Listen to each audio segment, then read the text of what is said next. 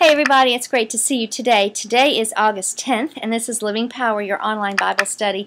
I'm actually taping outside today on the porch. It's a beautiful day, and Caesar was out here, and so I thought we would just do a quick taping outside together today. We are in the book of Jeremiah, and we're looking at chapters 16 to 18, and again, you know, Jeremiah is receiving and then communicating a message from the Lord about the impending doom of Jerusalem. And there are some wonderfully positive messages in all of this. One of them is found in Jeremiah 17, verse 7.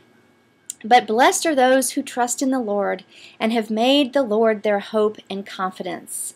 I absolutely love that verse, and I wanted to start off reminding you of that wonderful promise today. The reading kind of had some hard concepts in it, don't you think? First of all, when God told Jeremiah not to pray for Jerusalem, that was hard. That was in yesterday's reading. And then today, in 16:5, I've removed my protection. I've taken away my unfailing love and mercy. I just wouldn't want that on anyone. Would you? I mean, that's just hard. And then 16:17, I'm watching them closely. I see every sin.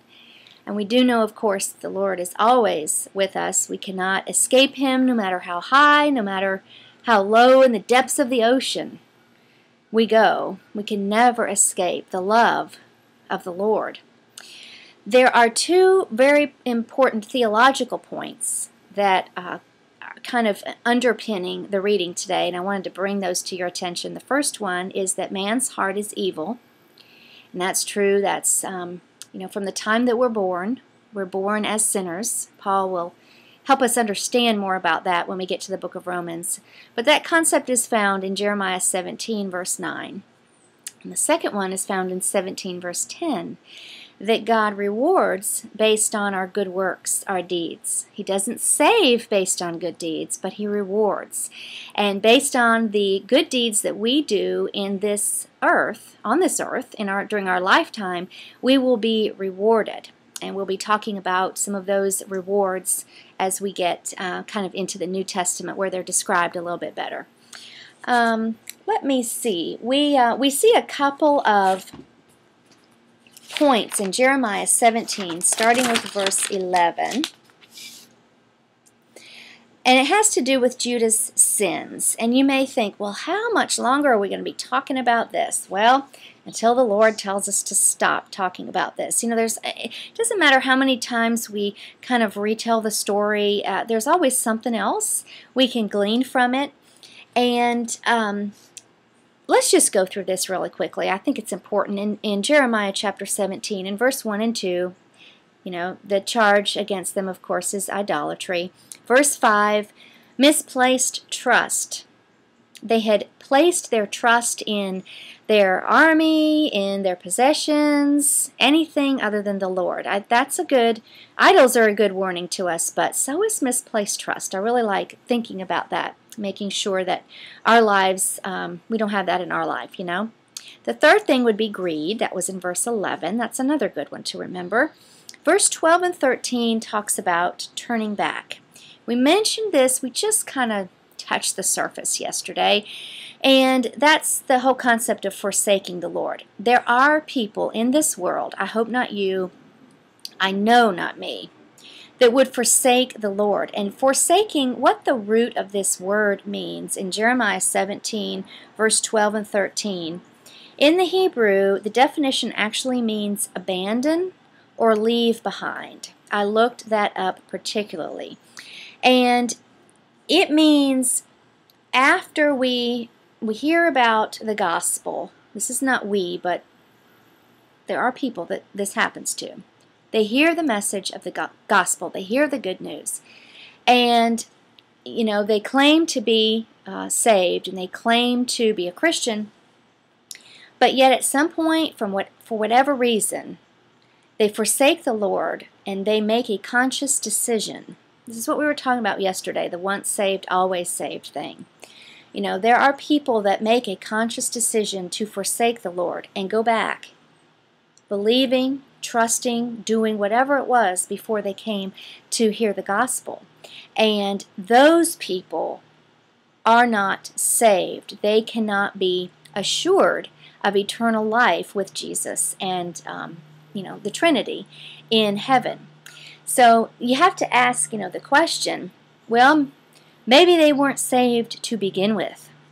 It's not for me to answer. I don't know. We can't possibly know. I understand that point, though. Maybe they weren't saved to begin with at all. But there are people that turn back, abandon God, and just go back to their life as before. That's forsaking. Now that is directly in opposition to this the same word, and I did a cross-reference, and I looked to see where that word abandon or forsake is, but in reference to God. Here's what Psalm 37:25 says: God will never abandon the godly. Psalm 119:53, God is angry with those who reject His instructions. So that word forsake is the word for reject. This is just different translations I'm giving you here. And then one more, Isaiah 27:10, their houses were abandoned and overgrown with weeds. Now there's a real easy picture. Picture a house that's overgrown with weeds, kind of looks like a ghost house or whatever, it's spooky, hasn't been lived in for years. That word abandoned is the same word for forsake. So it's that kind of forsaking that would imply that that person either A, wasn't ever saved to begin with, but B, certainly can't be assured of salvation in the future. The fifth sin in chapter 17 is rejecting the messengers. And didn't we read this week where one of the kings actually tore up Jeremiah's scroll that he had written? Remember, he had, I think it was Baruch, the writer. Oftentimes, prophets had scribes. I know Paul had a scribe that wrote for him. He didn't write all of his letters. He had somebody write for him. So Jeremiah did too. And the king just didn't like what God had to say, so he tore up the scroll and he threw it in the fire. And the prophets, they killed the prophets too. They wanted to hear what they wanted to hear. They wanted the prophets to tickle their ears instead of telling them really what God had for them to say. Number 6, profaning the Sabbath. And that's in verse 19 to 27.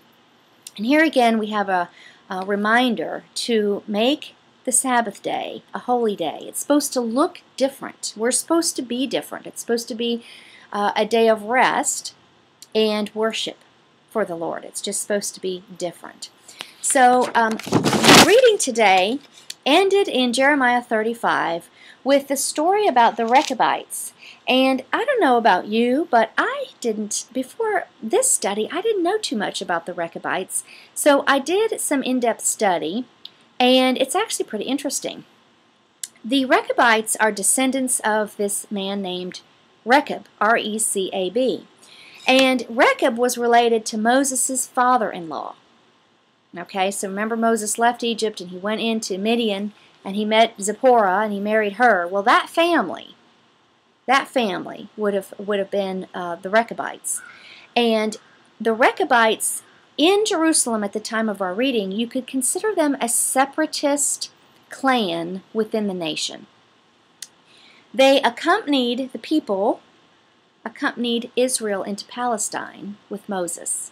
And you remember a long time ago in the book of Exodus, we read about that there were people accompanying the Israelites into the Promised Land, and as they were moving through the wilderness, these people would have been those people. Jonadab is the son of Rechab, and he started this whole thing I'm about to tell you. He commanded his descendants to be nomads. A nomad is someone that wanders in the wilderness, doesn't live in a city. That was number one, requirement number one. Could not own land, didn't settle down, didn't drink wine. Jonadab was a zealous worshiper of Yahweh, true to the faith, didn't worship Baal, didn't get into any of that idolatry. He helped Jehu, remember he was the good king of Judah, tear down the Baal worship and the Asherah poles and all that. This this descendant, Jonadab, helped Jehu do all that. So he was a very good ally. And a group of Rechabites came to Jerusalem to live in this city because they needed to escape Babylon. So they weren't going against their predecessor, Jonadab, who was kind of like the father of their clan, so to speak.